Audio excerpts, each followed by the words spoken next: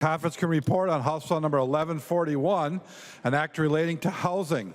The report is addressed to the Honorable Lisa M. Damath, Speaker of the House, the Honorable Bobby Joe Champion, President of the Senate. We, the undersigned conferees for House Bill number 1141, report that we've agreed upon the items in dispute and recommend as follows.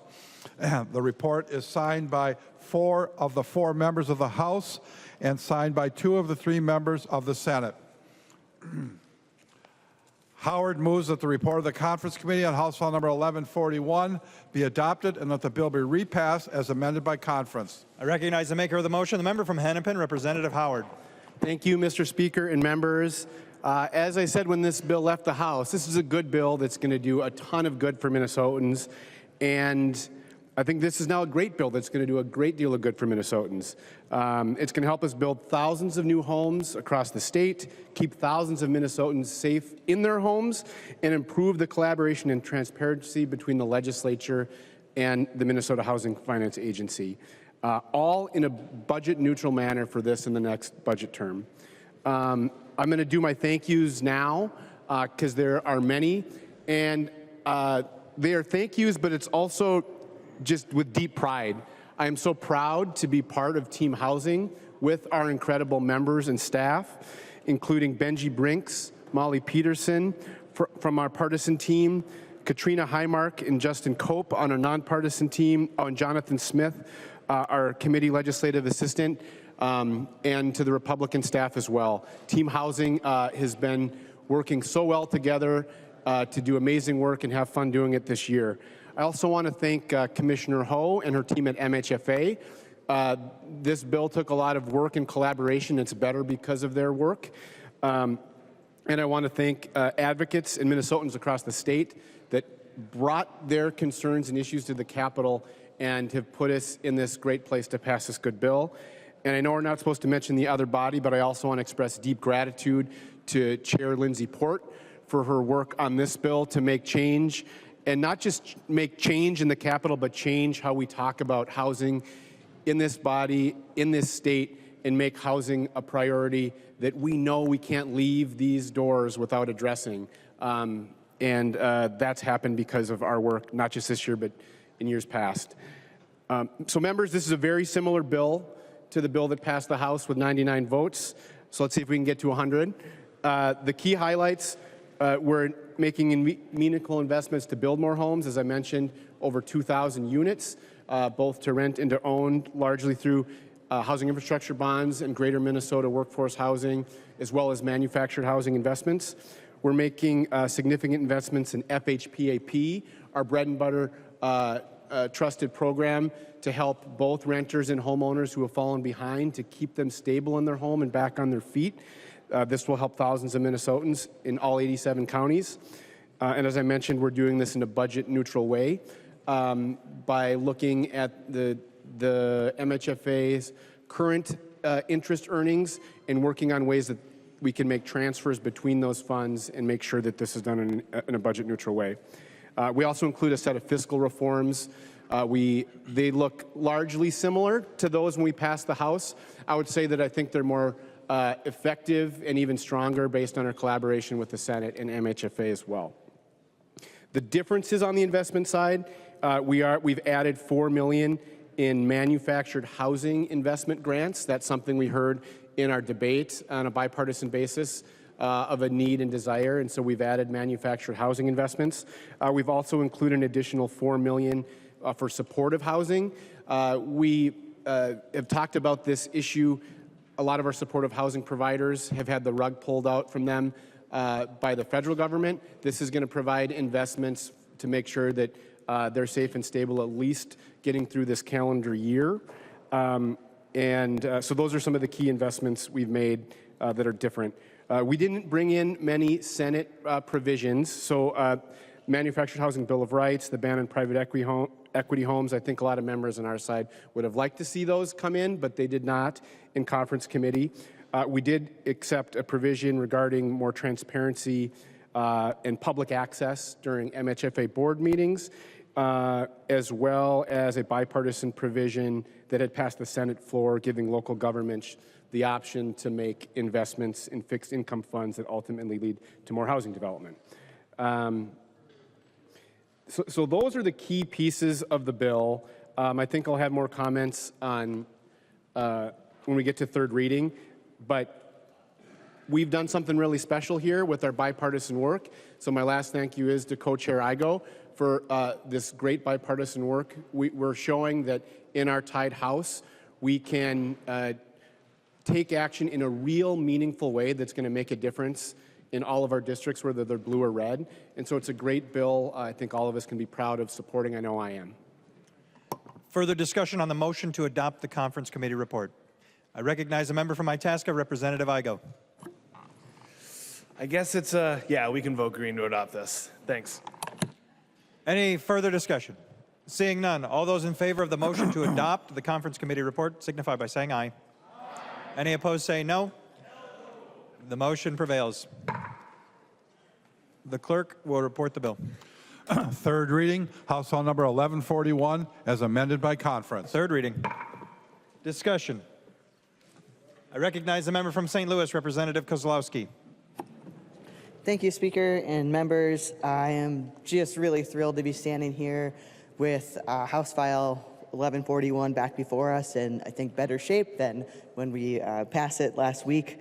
As you hear me keep saying, you know, housing really is a human right, and in the wealthiest country on earth, at a time when Minnesotans are struggling so much and working hard, nobody should be working a full-time job and still not being able to afford a home here in Minnesota, skipping meals to make rent, or freezing through a Minnesota winter without a home. The reality is we have been talking about is that you need to work 2 or 3 jobs to be able to afford a modest home in Minnesota. In greater Minnesota alone, unsheltered homelessness has increased by 53%. This is really not a personal failure. These are policy and systems failures. And I am so proud of the work that we are doing to bring forward policy solutions and changes to make a better future for housing in Minnesota. This bill, as Chair Howard talked about, invests $100 million in housing infrastructure bonds and $20 million in workforce housing. That's going to build and preserve housing across the state.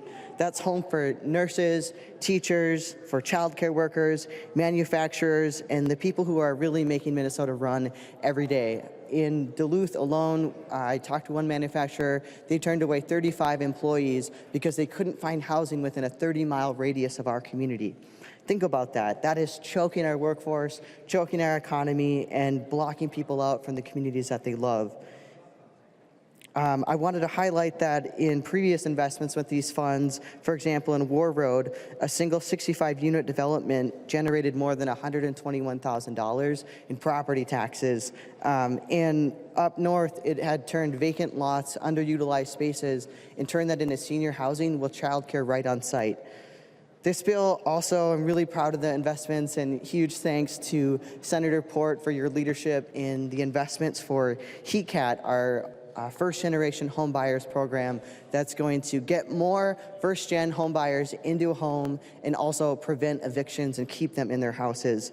One of the biggest barriers that we have to closing that racial home ownership gap is being able to give the tools for folks to be able to go through the financial counseling process, to everything that it takes to get into a home and stay there. And I will just say that I am also disappointed that this bill is coming back without private equity or the manufactured components, as we've heard that a lot of Minnesotans feel trapped in their communities or boxed out, and we're seeing that with corporate home ownership gobbling up homes that should be in the hands of people and Minnesotans and not corporations. One resident we heard in testimony in a conference committee said, you know, this used to be a place I love and now it's just a place I live and feel trapped. This bill injects that $4 million for supportive housing. As I mentioned, that's really important for greater Minnesota. I shared this story yesterday in committee that we had a teacher, Emily, who had a student walking down the street, and she said, you know, hey, you know, you noticed you got your garbage bag. Do you need a ride home from school? And that student mom and siblings actually came out of the bushes because they were fleeing domestic violence and had to leave home that day. And the nearest shelter that educator was able to get them connected with housing supports was over 2 hours away down south in North Branch. And so the reality of our homelessness system in greater Minnesota is already stretched and strained. And we know that with the injection of what we did at the legislature is going to preserve those 3,000 beds and units. But those aren't just units. Those are, those are lives. And I just wanted to honor that in this year alone, we've lost another couple hundred Minnesotans. Brad, 44, Mark, who's 63, Jay, 49, Izzy, 39 years old, my big brother, Stephen Nelson, 38. These are the working poor, deaths that were due to homelessness, overdoses, and housing instability. And it really doesn't have to be that way. And that's why just the last thing I want to hit on is how proud I am of this FHPAP funding that is going to go to all 87 counties and 10 tribal nations. And it's going to keep people housed and make sure that these systems, that folks aren't falling through the cracks. And that's also why the funding for Homeline and the tenant hotline is so important. These dollars that are coming from the Tyler Settlement Fund, and Miss Tyler, a black woman from Minneapolis who had her home unjustly taken, is going to allow us to rewrite that history for Minnesota. And just lastly, I'll say that it takes a lot of EQ and IQ to get to where we are today with this bill. And so to Chairs Igo and Howard, to every single member of Team Housing, to our staff, but also I want to send a special thank you to Commissioner Ho and the MHFA team, who I've had the privilege of working with and getting a chance to really be mentored under your leadership, which has been legendary for the investments in Minnesota. So thank you. This bill is going to mean that less Minnesotans are sleeping in cars and out in the cold, and more Minnesotans who are staying in our workforce, kids in our schools, out of our hospitals and ERs. And let it be known today that we believe every single Minnesotan deserves a safe, stable, affordable place to call home. And I hope that this is the easiest vote of your life, and let's get to 100 plus. Vote green. I recognize a member from Morrison, Representative Schultz. Thank you, Mr. Speaker. I just want to show a difference in leadership. It was just 2 years ago that this body irresponsibly spent an $18 billion budget surplus and threw money at this black hole and of the realm of housing, where money has literally just sat for the last several years within the Minnesota Housing Finance Authority, not benefiting Minnesotans, and in fact, in a lot of ways, just enriching government. That's what happens when you give the keys of state government to one party, particularly the Democratic Party here in Minnesota, who appears to have a lack of a desire to protect taxpayers. But fortunately, we have a different result today and this biennium, a more responsible approach to governance, and much thanks to the work of Republican members of the Housing Committee, and especially and including Representative Igo, there are provisions within this bill that protect taxpayers. Instead of growing and enlarging government, specifically more staff at state agencies, and growing it with the money from interest from taxpayers, from money that was put into a fund that, instead of helping Minnesotans, was just growing government. This is a positive step because of that reason, Mr. Speaker, and it wouldn't have happened without Republicans being at the table to be more responsible with taxpayer money. And it's incredibly important that we stop the growth of government, because during the Walz administration, the state government has grown by 45%. 45%. And that is a cost that every Minnesota taxpayer fronts, that we have to pay for irresponsible government that has been at the tip of the spear in nation-leading fraud. And so today, Mr. Speaker, while this bill has some good things, it has some additional spending that we shouldn't see, we really need to remember the true priorities of Minnesotans and what they sent us here for this year. Minnesotans, I believe, rightly sent the legislature back to work this year, believing that the money that is in the state budget would be put forward to support protecting kids in schools and school safety.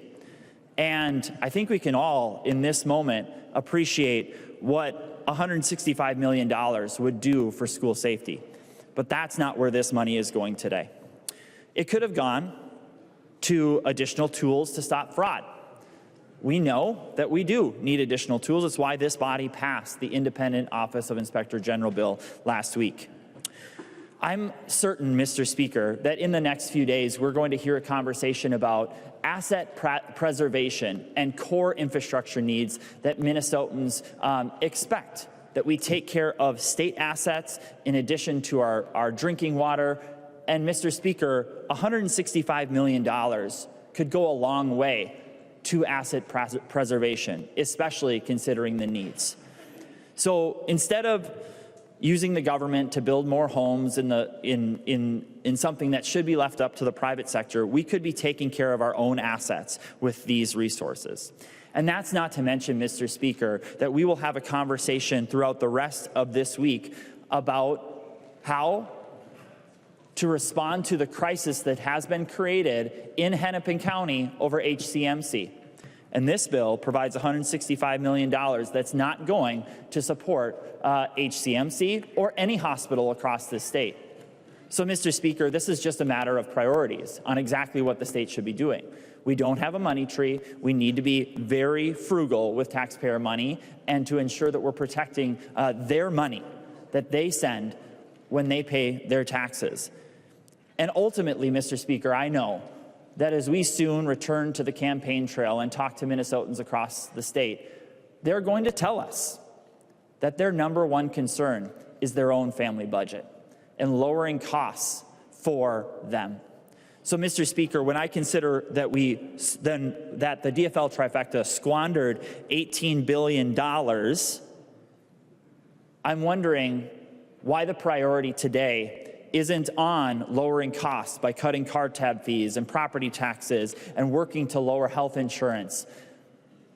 We could be doing that, and the money appropriated in this bill could be doing that. So as we look forward, Mr. Speaker, I hope that we continue to prioritize taxpayers and Minnesotans first, that we look to family budgets and protecting them first, because that is what Minnesotans need overall. I recognize the member from St. Louis, Representative Scraba. Thank you, Mr. Speaker. I want to thank both chairs. You guys did a great job shepherding this bill from what we crafted through the Senate and back here. A lot of hard work to get to this point. And I think the outcome is really good. The original $20 million for workforce housing got bumped down to 14.5, a little better than 14.5, which is good because some of that money went to manufactured housing, which in my opinion is also workforce housing. So it's still germane for workforce housing. And Greater Minnesota needs a ton of it. We need a lot of it. We need more people doing jobs and finding housing where those jobs are. And after looking at all the crowding that's going on down here, come to Greater Minnesota, we have plenty of room to expand and to grow your businesses. And housing is the #1 issue in most, if not all, of our districts. I think this bill has some milestones for me that we can do. I'm going to see more workers in the district. We're going to see more. And generally speaking, they are Davis-Bacon wages, so it's good wages that are coming to our communities to work on. And, you know, I'm going to let the chairs talk about where the money came from, all the money, the $165 million, where that is and everything about that. But what I see from this committee is bipartisanship works when you want it to work. And it takes effort, it takes work. It's not just given. There's things that happen behind the scenes that the product we're looking at now, we're give and take from both sides. And I'm a firm believer that housing shouldn't be hyper partisan. Housing is something that we all need, and when we all work together, housing is attainable. It can be done. Sometimes I'm perplexed, and I try to see the other side, and sometimes the other side's on my side. Sometimes I have to see, what do you mean by that? Just like with these folks. So I'm hoping that we can keep working in this manner to get more housing on the ground. It's so important for our communities. And with that, I hope everyone has it in them to vote for this bill. It is a good bill. Thank you, Mr. Speaker. I recognize the member from Anoka, Representative West. Thank you, Mr. Speaker. So housing prices, the price of a median home went up 38% from 2001 to 2008. Then we had lovely housing crash, which is, I was lucky enough to buy my first home during that period. But once we recovered from that, 2011 to 2022, 92% increase in home prices. 92%. How did that happen? Well, the sad thing is, I would love to just blame Democrats for it, but deliberate government policy to try and make homes affordable had exactly the opposite effect, and it was something that both parties generally supported. We've been juicing demand for housing for years and years and years and years, whether the first-time home buyer credit, zero-interest loans, low-interest loans, the federal rates being kept historically low, and you can really see house prices and interest rates. They go together hand in hand. And interest rates were held so low for so long that people think they're normal. People are flabbergasted at interest rates today, which, if you take a historical look, are much more reasonable what we've seen in the past.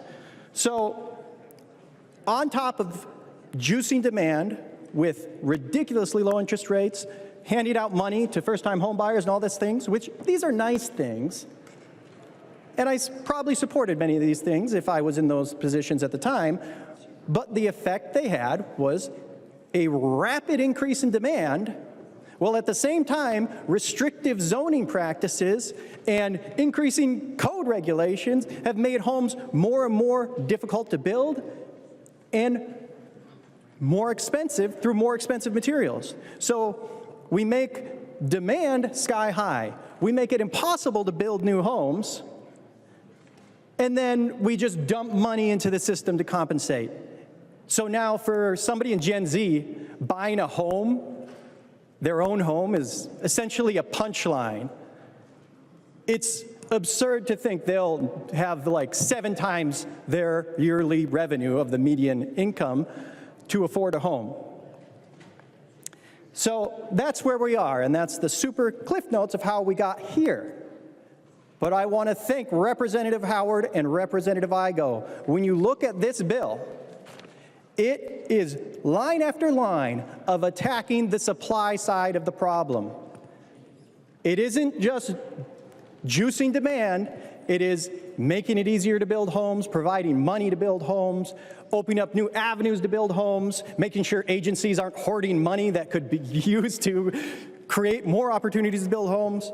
It is manufactured housing infrastructure grants, which is another thing that manufactured housing is affordable home, but they have been repeatedly treated like they're essentially a vehicle. There are many impediments to manufactured housing, but when you look at manufactured housing and modular homes, that's a great affordable option we should be incentivizing, and this bill will help maintain our manufactured housing parks. So while we've gotten into this mess through government policy, it seems that the lessons have been learned by the current leadership, and I am thrilled with this bill. It is, you don't often see a bill where, I have no notes. Sure, it could be better, but we live in reality. So I think we've learned our lessons.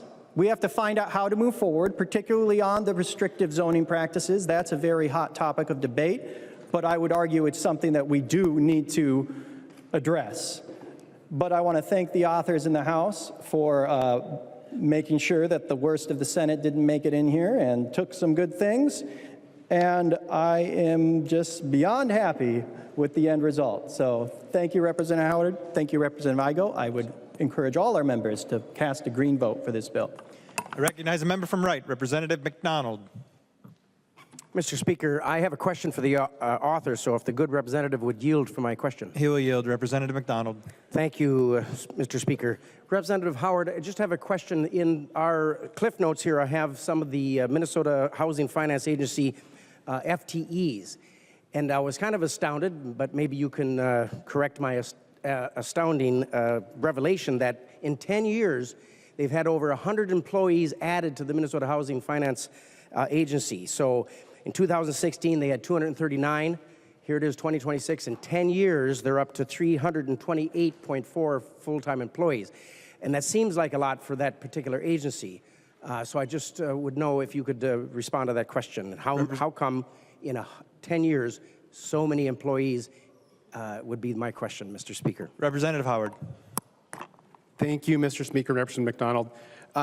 You know, Minnesota Housing, when you go back 10 years, was a much smaller agency at a time when we weren't focusing on some of the issues that Representative West just raised. And what we've done over the course of the last many years, including 2023, when we made a historic $1 billion investment that essentially 10x'd our focus on housing, we are absolutely going to have to fund staff to administer those programs. And I would argue that's a good thing. We want our MHFA to have the resources they need to implement programs and implement programs well. You know, a fraud has been a discussion here at the legislature. MHFA is an agency that has not had those issues. They've done a great job with program integrity.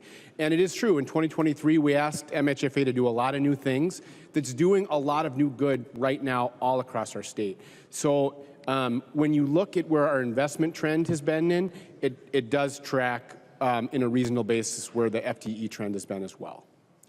Representative McDonald. Thank you for that answer, Representative Howard.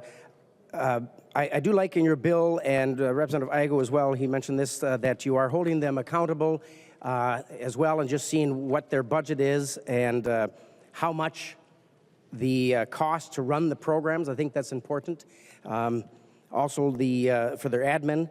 And then also, it says relevant programs that appropriate over 0.25% of the difference must be spent.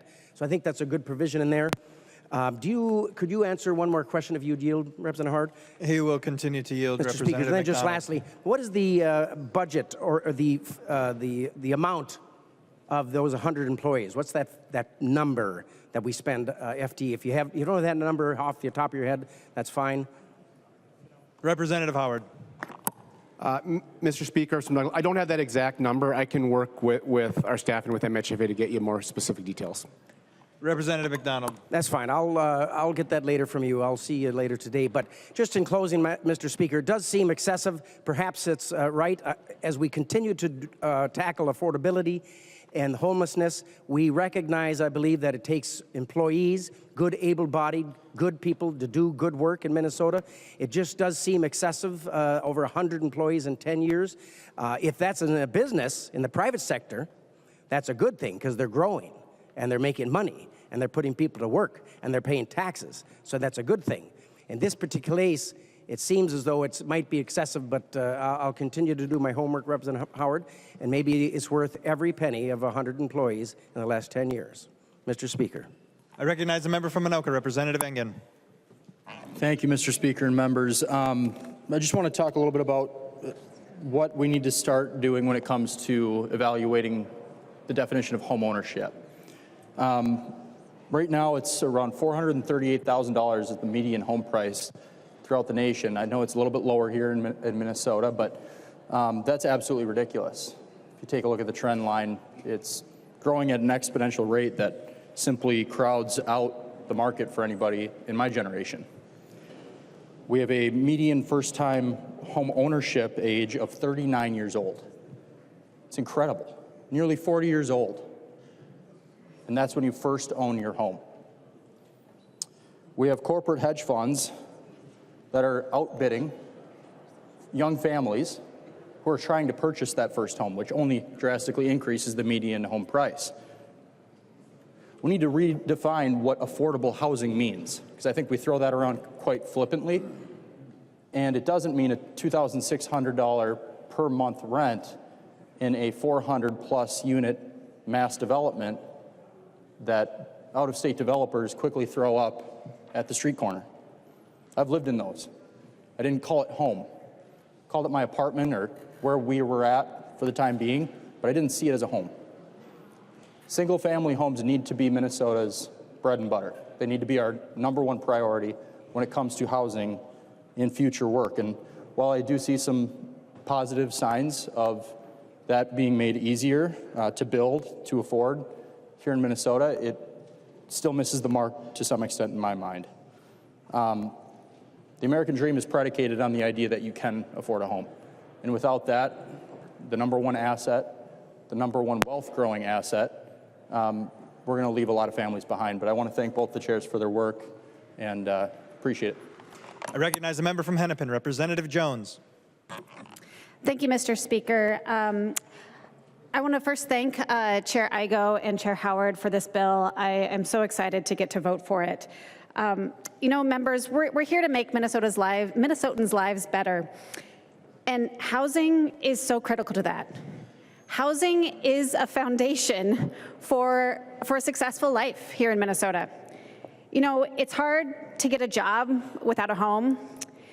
It's hard for kids to focus in school if they don't have a stable place to lay their heads at night.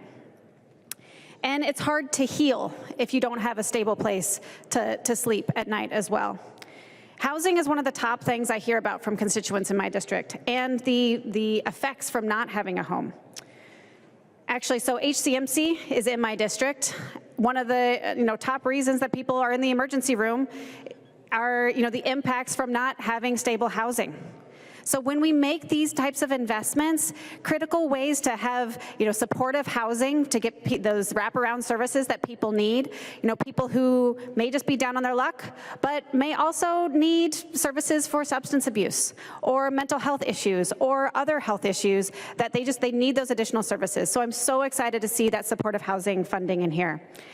I'm also thrilled to see money for new housing, as has been said on the other side, and thank you to Representative West and others who've talked about the need for more supply. We simply just don't have enough homes, enough roofs with beds underneath them for every Minnesotan to have a stable place to live, and so this will help address that issue. Next, I want to talk about the FHPAP. This I've heard so much from folks in my community, the need for the ability for people to stay in their homes. Sometimes people just need that extra little bump for a couple of months so they can get that next job, so they could just make it through that little tough issue so they can stay in their homes. I also want to say Homeline. Oh my goodness, I'm so glad to see Homeline in here. So I used to be on my neighborhood association board, and my district is overwhelmingly renter. And people would come to us and say, like, I'm having a problem in my rental situation. Like, what can you do? And we're a neighborhood board. We're a small nonprofit. We don't know. Having Homeline to be a resource for them was such a godsend. And then I do have to mention, the one thing I'm disappointed in is the lack of land use reform in here. I guess actually Representative Schultz mentioned that the private industry has a role to play in our housing market. I 100% agree with that.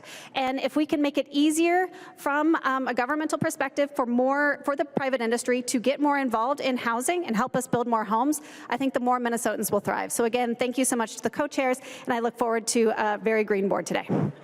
I recognize the member from Itasca, Representative Igo. Well, thank you, Mr. Speaker. I want to start with some thank yous first. There was a lot of work that went into the conference committee report that we have in front of us today. So to all staff, to our partisan staff, thank you. But to our nonpartisan, they need all the thanks in the world for all the hard work they put in for us. There's provisions in this bill that are brand new and are going to be brand new in state government. And those don't just come out of thin air. Those come out of the work of legislators spending countless hours with nonpartisan staff and reviewing laws and rules about how to do things. And we came up with some really good measures. So thank you to all of them. Like was said, this bill is a result of fantastic collaboration. And I want to start with just thanking my co-chair and committee members, my Senate counterparts. It's working on policy like this is why I'm so proud to be a legislator, and I think this is one of the highlights that I will remember, that we were able to go into a room and negotiate on things that some things we stand very far apart on, and it's hard to have that conversation.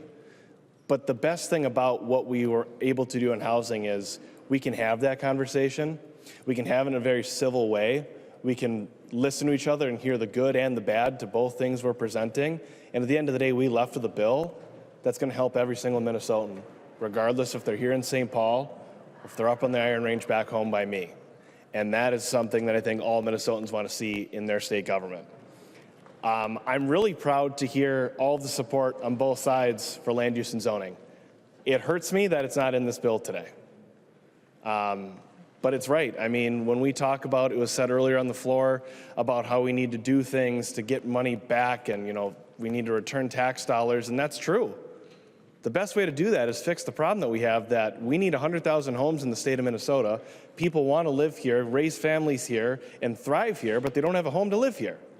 And if we opened up our communities to be able to build the homes that the next generation wants, the issues of school district funding, the issues of city funding, the issues of having more small business, of having more vibrant communities, evaporates as we build more homes. So I hope that the conversation we're having on the floor today, and I'm so glad that land use and zoning got brought up, because when we go home to our districts this summer, and when you're all out door knocking, listen to those under the age of 40, because their number one issue is asking for a place to call home. And there is a bill getting worked here at the legislature, and I encourage you to call myself, Representative Howard, Representative Jones, Representative Nash. There's a really great bipartisan team here that wants to welcome you to be a part of this push to get it done next year. Back to the bill itself, it really does focus on just about every little thing we need. It's focusing on supply, but it's also focusing on taking care of some of Minnesota's most vulnerable, which doesn't matter if you're a Republican or a Democrat, we're here to help you. FHPAP is the proven way of helping people when they need it most. And I'm proud to be in a state that we have a program that when people are going through a hard time, regardless of what the situation may be, we step in to help them so they don't fall. That's something I think every Minnesotan should be proud of. The manufactured homes bill language in here is critically important to fixing up these manufactured home parks that need it, that are the core principles of some of our most affordable home ownership options in the state of Minnesota. There's a fantastic small provision in here authored by my seatmate here, Representative Zalesnikar, that is working on a home share senior pilot program that's going to take rural counties and metro counties and find ways to collaborate where seniors can open up their homes for collaborative living experiences. It's going to open up more units of housing and give higher quality of life to our seniors.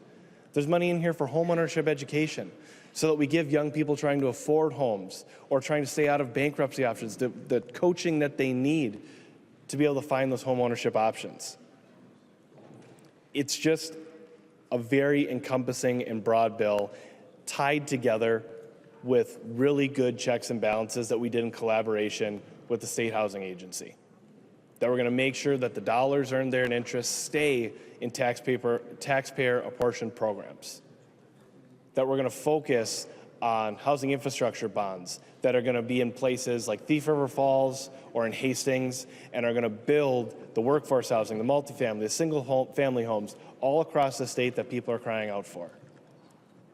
We're coupling it with new investments. That was mentioned earlier, the ability for these cities of AA rated to invest and work with the trades and to build out the housing, again, that people want. It's really hard to not look at this bill and just be incredibly proud of it because I see fingerprints on it, not just from my bipartisan group that worked in this conference committee, but every member of this legislature. Because when you work on housing, you go through the spreadsheets and you see where money's been appropriated, I see the city's name on there, but I know exactly whose district that is. It's Representative West's district. It's Representative Kraft's district. Because everybody in this chamber and in the other chamber across the hall has their fingerprints in this bill and how their districts are going to benefit. So again, I hope we can get a really green board on this bill today. It's going to go to uplift every single Minnesotan, but closing the work is not done. And again, I encourage all of you as you're back home, think about and work on this land use and zoning issue so we can bring it back next year and open up that private market that was said earlier to fix the supply problem for the demand that people want to live in Minnesota and raise families. So thank you, Mr. Speaker. I recognize a member from Hennepin, Representative Howard. Thank you, Mr. Speaker and members. Just a few comments about the debate before a few final words. You know, Representative Schultz mentioned that, we ought to be focusing on affordability here. Well, what's the number one affordability issue that every family has? It's the cost of their home. It's the cost of their home. And to pretend that we don't have a role here to play to make that number one affordability squeeze better for Minnesota families, for me, is just putting our head in the sand. And that's the opposite of what we've done the last several years with our investments in housing, and the opposite of what we're doing in this bill. And as folks mentioned, Representative West mentioned it very well, the root cause of our affordability challenge in the state of Minnesota is a supply-demand mismatch. And we need to find a way to use every lever we can to build more homes. In this bill, we're doing so where the private market is failing. That's another thing that Representative Schultz mentioned. We have to let the private market do this. Well, there's a lot of ways and a lot of areas all across the state where the private market is not building homes. That's the Greater Minnesota Workforce Program. What we hear time and time again all across Greater Minnesota is that we need housing for our workers, but the deals don't pencil out. We can't make a deal work without some public investment. And they're right. And I think that we should make those public investments so that we're not shutting out entire areas of the state for the need to build more homes. And our investments in housing infrastructure bonds, our state's bread and butter tool, will help build more homes, both to rent and to own. We've talked about affordable home ownership in ways that, but for a public investment, these homes would not be built. Public investment is a key, important strategy to address our housing shortage, along with reforms that we need to work on next year. It's just the fact. The second thing I want to raise, there was a discussion about FTEs at MHFA and some discussion about MHFA. I want to be clear. I think our Minnesota Housing Finance Agency is one of, if not the best housing finance agency in the country. A lot of states that have housing finance agencies think of themselves merely as a bank. And over time, our housing finance agency has grown to have a larger role in implementing state programs that we, the legislature, because our constituents have said are important, our needs. And we have amazing staff at MHFA implementing programs, and their work over the past many years have led to tens of thousands of homes and tens of thousands improved lives. And I actually believe this bill strengthens that relationship by making sure we in the legislature have a little better line of sight to that good work that's happening at our state housing finance agency. And that's a good long-term win in this bill. A few comments to close. I am immensely proud of this bill, because it brings the level of urgency that I think we need to this issue, because that's what Minnesotans are asking us for. In all of our districts, we have Minnesotans who are deciding whether they are going to buy their groceries or make rent, whether to have a medical appointment or make their mortgage, trying to decide if they're going to have the ability if they need to take on another shift just to make rent, or they're one bad break away from falling in that housing crisis that upends their whole life and their families. 600,000 plus Minnesotans are living that world in our state right now. They cannot afford their homes. That is an urgent, pressing desire for them, for so many of our constituents, and it's incumbent on us to be responsive with that same level of urgency. And so despite a tied legislature, despite a challenging budget outlook, we have found a creative way to make incredible, impactful choices to make home a reality for more Minnesotans. And that's the thing I want to leave us with is we have that choice. We could choose to say that housing is something that's out of our control. That's a choice that I think many years ago legislatures and governments made. This was an act that happened in the private sector wholly. It wasn't something that we needed to have an eye on. We're just going to let the housing play out. It's a complicated thing. We don't have control of it. But the reality is we as government made choices to get us into this mess, to get us into one of the worst housing shortages in the country. And we can make choices like we're going to make today to put us on the course to make Minnesota a state where everyone can afford a place called home. And we can make those choices together on this side of the aisle and yours. So this is an incredible, important choice that we can make to say yes to homes. And I hope we keep choosing to say yes to homes in future years. Thank you. Vote yes.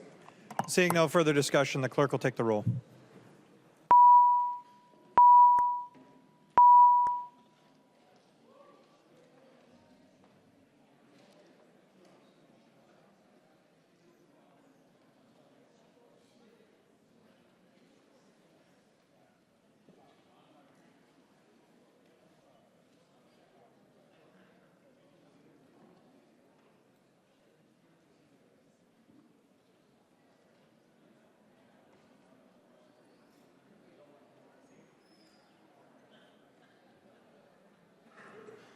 The clerk will call the names of the members voting remotely. Engen.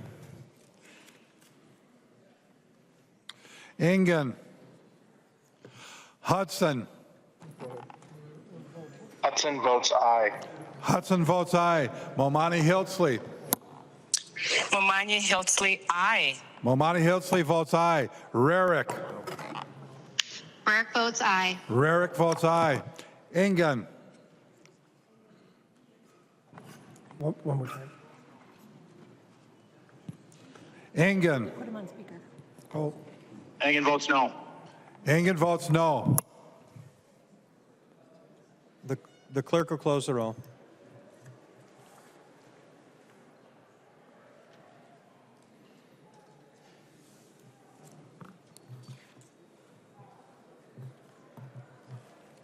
There being 105 yeas and 28 nays, the bill is repassed as amended by conference and its title agreed to.